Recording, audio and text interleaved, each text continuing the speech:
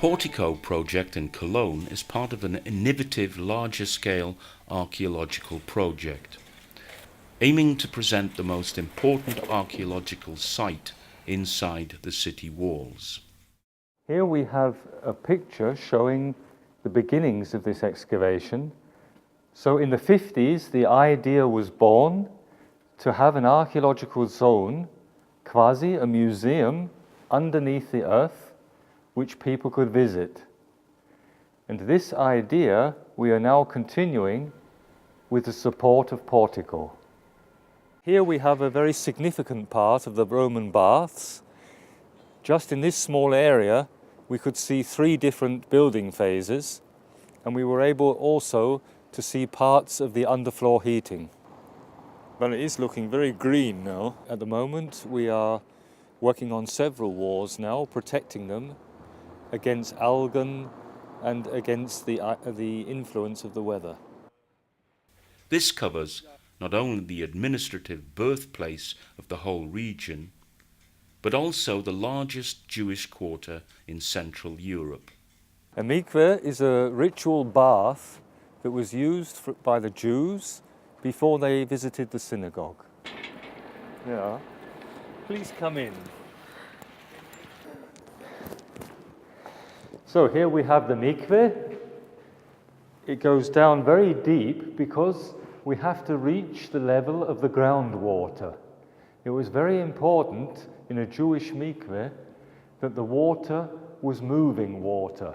Either it was a river where the water moves horizontally, or it is here, as in this case, the groundwater which moves vertically. For the PORTICO project, we did several studies in the mikveh because we have a very special problem here. It is the problem that we have contact with the groundwater, so the walls are always very, very damp.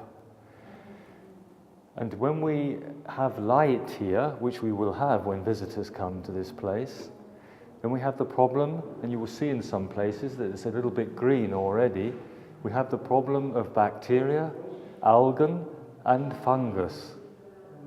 We have done several studios with the help of PORTICO, and we have tried different toxic chemicals which didn't really have the wished effect. And then we have also tried with ultraviolet light, and that seems to be a very successful method. The focus is on solutions for climate and light damage by means of innovative techniques. Special attention will be paid to the protection of the Euboean monument's tufa stones. The Euboea monument is really one important part of the Roman history of the town. It was built when the Roman town was founded. The Euboea monument, as you see for the moment, is part of a modern cellar. And now there is a building process going on to build a museum in the underground.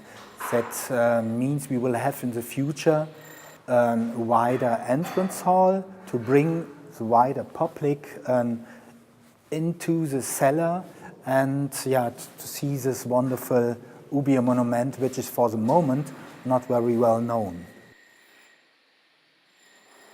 So behind me you can see the mock-up. This is a model of how high the museum will be and from what materials it will be built of. And I hope when this project is finished that we will be able to have a museum in which people can walk around and come very close to the remains and experience at very close quarters the Roman part of the city and the Jewish part of the city.